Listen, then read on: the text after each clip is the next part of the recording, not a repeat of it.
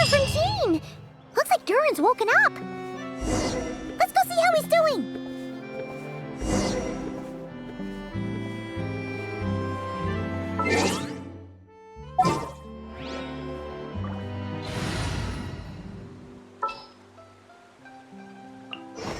There's still a long road ahead. Don't disappoint me.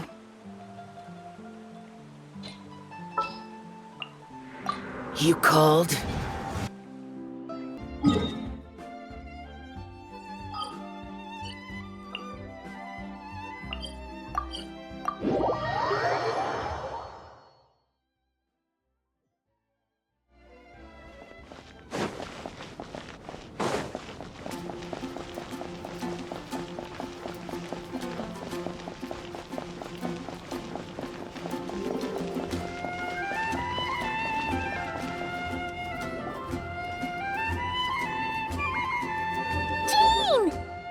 Hello, you two. I'm glad you got my letter. Durin's awake and waiting on the bench over there. I'm here if you need help. Just give me a shout. Don't worry about us. We'll be fine. Oh, hey, you two. I just remembered what happened right before I passed out. Thanks for holding me back. I shudder to think what might have happened if you hadn't. I'm fine now. It's just... a lot of people seem to have forgotten me. Don't worry. We'll figure out a way to fix this. Why don't you start by telling us what happened? It felt so strange. After I realized no one recognized me anymore, I suddenly felt like I'd completely lost contact with my body. Abyssal power lies sealed within this body I inhabit. So when I lost my connection to it, I lost control of that power, too. It wasn't until I heard everyone calling my name that I was able to reconnect with my body. You lost contact with your body? Does that mean there's something wrong with it? Sounds like we need Albedo more than ever. I don't think the problem lies in Albedo's alchemy. Huh. But then, why are people forgetting you? Guess that's what we need to figure out. That means we need Alice for sure. But it's been ages and she still hasn't been in contact. Now would be a really good time for a hint. How could the story's budding branches even hope to reach beyond the towering walls? Leaving the castle, the witch went off in search of the tallest, grandest tree in the whole world. High up in the canopy of that tree, she sought a resting place, a refuge where the little sapling might take root.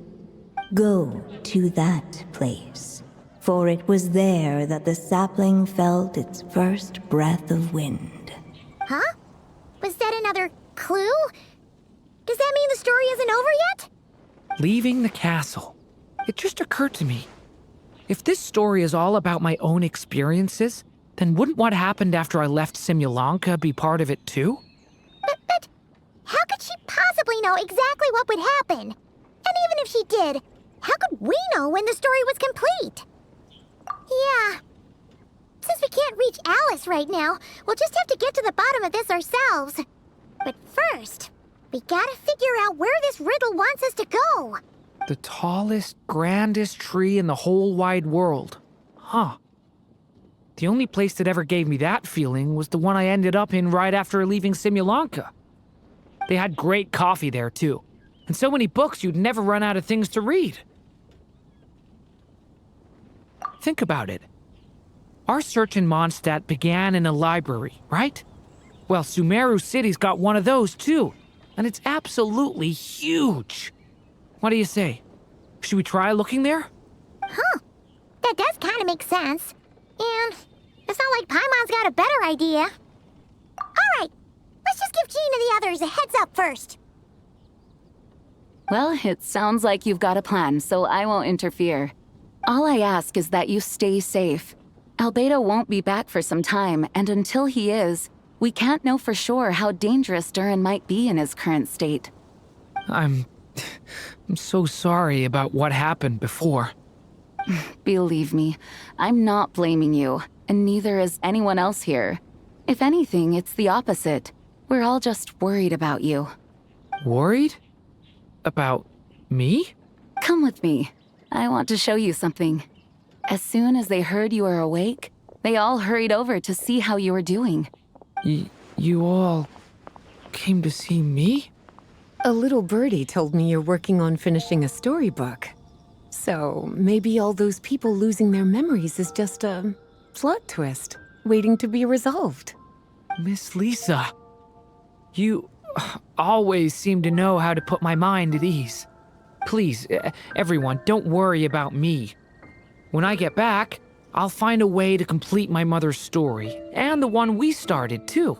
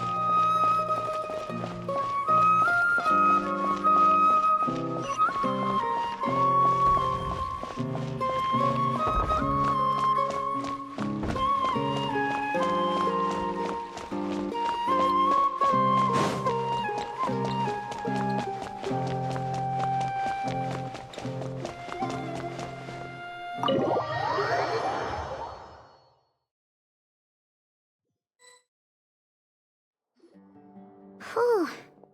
After the library hunt in Mondstadt, it's not as if Paimon was expecting this to be easy. But this... yeah... this is something else. Where do we even begin? Even the clue this time seemed kind of cryptic. Yeah. Guess the best we can do is stay on the lookout for more weird things going on. Huh? Sorry, what was that? I'm here to return Volume 5. According to the catalog, Volume 5 of this series is not available for loan. I can't accept the return of a book that was never checked out in the first place. Let me put it this way. My copy is complete. Yours, on the other hand, is missing large amounts of content. So you should swap it for mine instead. Sir, you have to understand. Managing a library is a serious business, and we have protocols in place for this kind of thing. I can't just replace an important volume in our collection based on nothing more than your word. Hey! Look what the Wandering Tom dragged in! Oh, it's you. And, what is it you're doing here? I'm a traveling scholar, as you know. Isn't a library the most natural place for me to be? Well, the last time we saw you was all the way in Nodcry. Paimon just didn't expect to suddenly see you in Sumeru, that's all. There were some things I needed to come back and take care of. Some documents had gone missing, so I tracked them down, restored them to the original condition. And now, I'm here to return them. And considering what I'm planning to do next, it feels like a weight off my shoulders. What's going on with you, huh? You look like a kicked puppy. Hat guy. Ah, at least you haven't forgotten about me. What's that supposed to mean?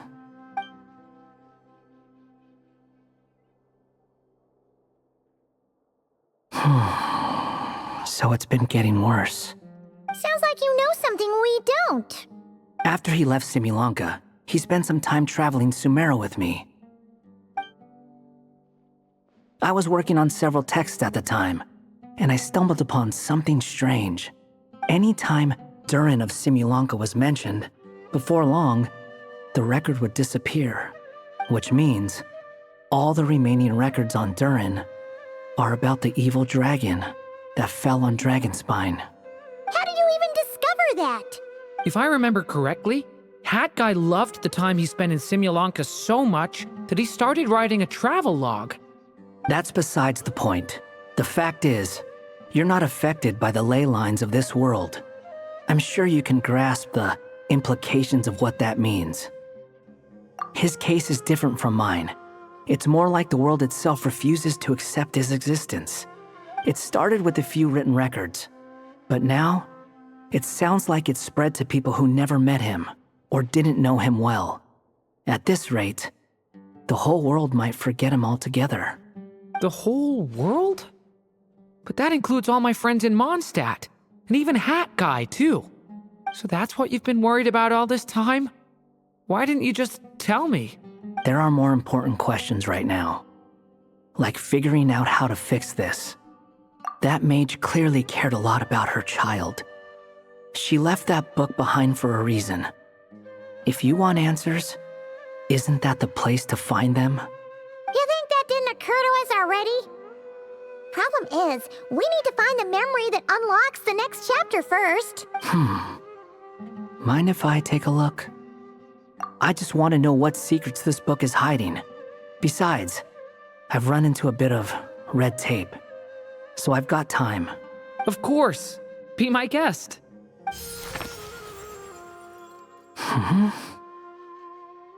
So, the memory we've been looking for was about you all along?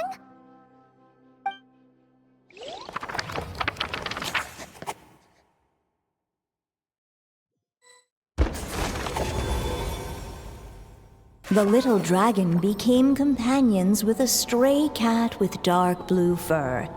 It was a friendship born of all they had in common. He left his castle at the stray's invitation, setting out to explore the world beyond its walls.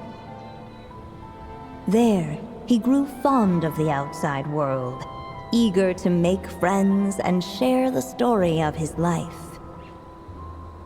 Taken by the dragon's story, the stray tried to write it down. But he soon realized that no matter how he tried, it would always warp into the evil dragon's tale.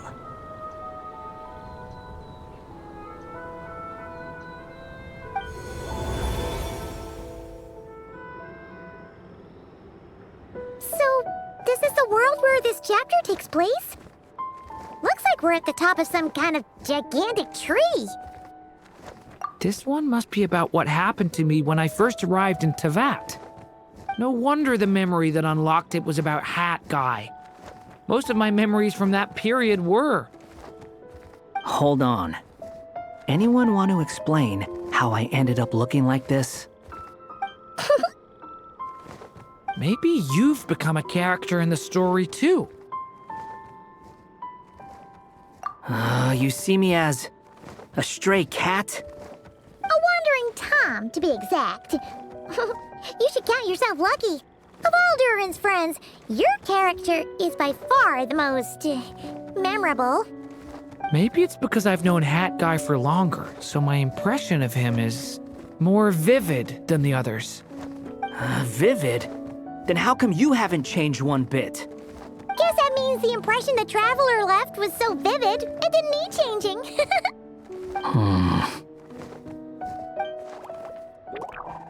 Hello, everyone! Ready for today's adventure? It's the storybook, Durin. Oh. So you're not playing yourself in this one? Does that mean the two of you have even more memorable roles to play? Where are we going today, kitty cat? Whatever. Just follow me. Same as always. Okie dokie! Can we chat along the way? If you have something to say, just say it. Was that seriously how the two of you communicated when you first got here? Yep. Anyway, how do we get ourselves out of here? Usually, the narrator gives hints to help us figure out what to do. Speaking of which, about time we got some of those, don't you think? The story's vines had woven themselves together into a giant tree, the boughs of which a little storyless dragon now paced, homeless among its leaves.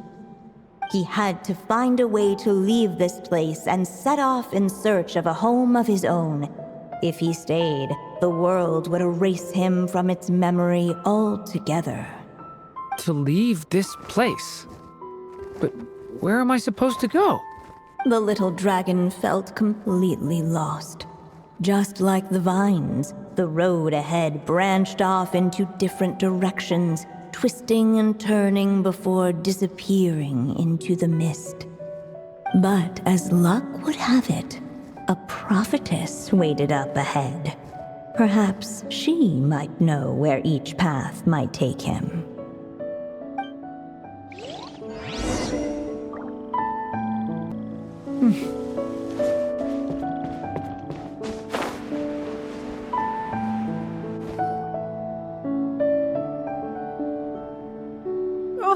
You must be the little lost dragon. It's true. My friends and I are lost. This meeting was no accident. The prophetess was in fact the seer witch, here to present her promised gift.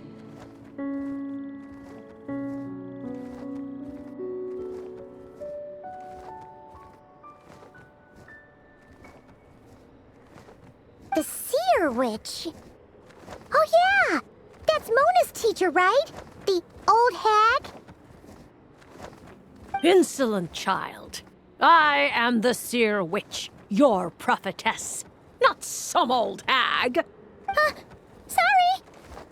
Now, little lost dragon, I have come to bestow the gift I once promised. A prophecy. A prophecy? Hear me now, for my prophecy is this. One day, the dragon from beyond the castle shall be reborn, and none may avert its coming. The wind took the prophecy and swept it off into the distance. And so, the little dragon was shown a path to wander. As far as I remember, once that alchemist from Mondstadt learned about the prophecy, he chose to stand with you against the evil dragon. So, what does any of this have to do with you being forgotten? Oh, wise witch of prophecy! Could we trouble you with another question? As enigmatic as she was elegant, the seer witch spoke no more, for her thoughts had long since returned to the starry firmament above.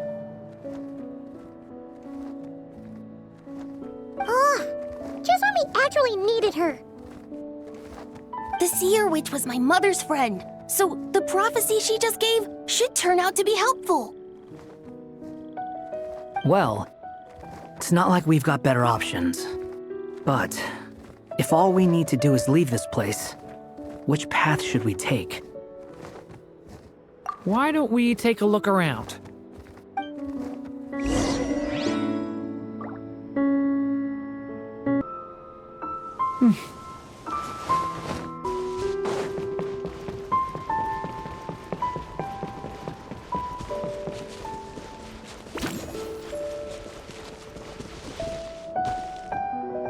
The wind kept blowing, but the little dragon had not yet resolved to follow it. Before him lay a foggy path, and where it might lead he could not tell.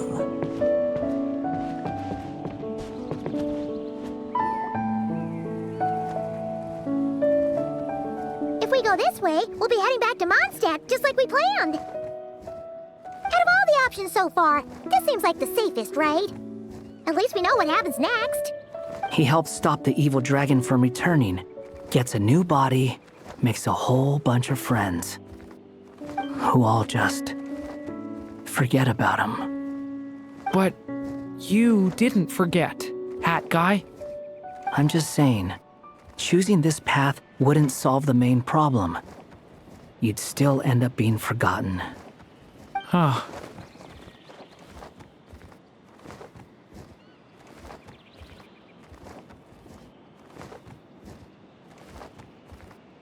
I'm not against choosing this path. I just wonder what secrets it might be hiding. Let me think about it.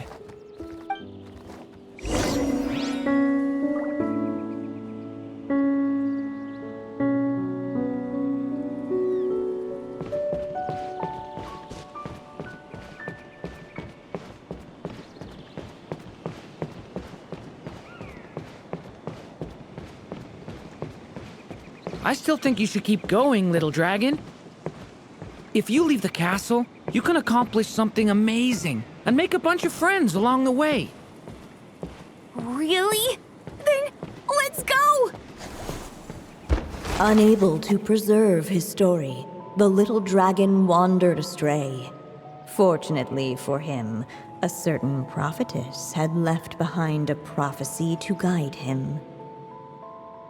The wind took the prophecy and swept it off into the distance, and so the little dragon was shown a path to wander. Following the wind's guidance, the little dragon made his escape.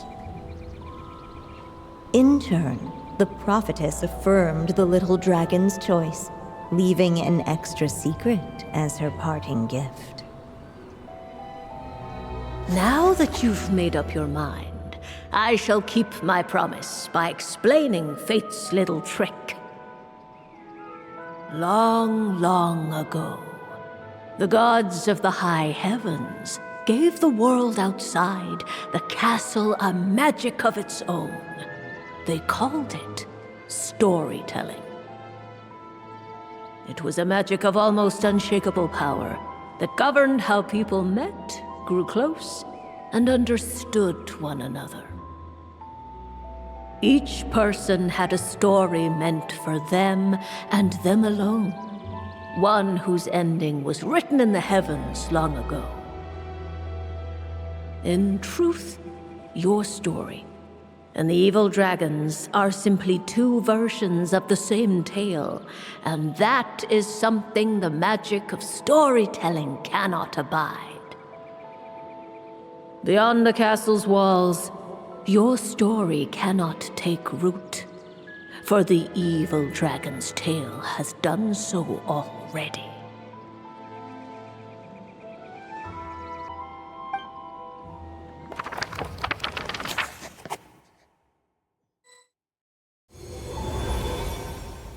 So, that was the secret? Huh. You still don't get it? Simulanka Durin and Tevat Durin share a special kind of connection. Their fates are mirror images of one another. While they were in two separate worlds, there may have been some mutual influence, but their fates were independent. But when Simulanka Durin came to Tevat, a version of his fate already existed there. So, how can two fates exist at the same time?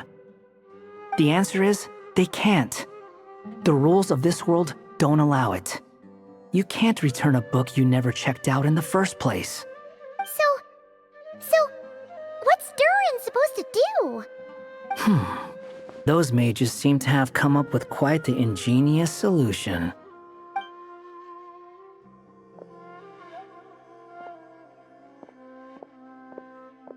I'm here to make a return. As I said, there's no record of Volume 5 of this series ever being checked out. Then just think of this as Volume 6. Based on what I know, the author was planning on publishing another volume anyway. The catalog does have a slot reserved for Volume 6. So, this is it? Sure, let's go with that. All you need to know is, I'll be the one writing this series from now on. You...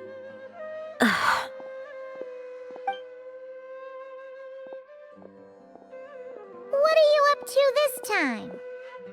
Remember the red tape I mentioned before? Well, I just took care of it. Now, I guess you'll be off to see your alchemist friend? It should be pretty obvious by now. He has the answers you're looking for. Well, we do have a whole bunch of things to confirm with Albedo, that's for sure. But didn't Jean say he'd be gone for quite a while? I'll join you. Just let me know when it's time to go. Hat guy? Don't sound so surprised. I'm part of this story too, aren't I? I'm just playing my role. Well, yeah. But it's not that. I just feel like you want to help, but something's holding you back. When I first realized you were being forgotten by the world, I thought it might be because you spent too much time with me. I even thought cutting our ties might be the only way to fix it. Why would you think that?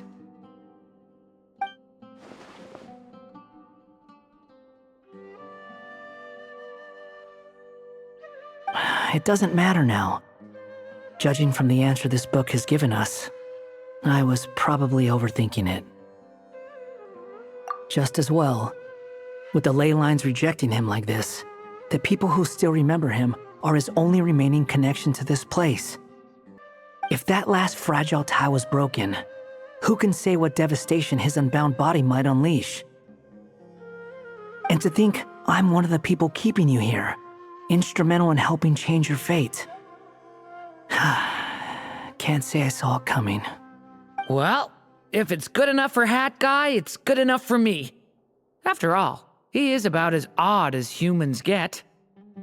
Excuse me? With some people, even if you try asking a simple question, they'll always give you a complicated answer. And the more you ask, the more complicated it gets. Truth is, Hat Guy's just that kind of guy. Whatever. All I needed was a yes or no, so we can quit it with all the back and forth.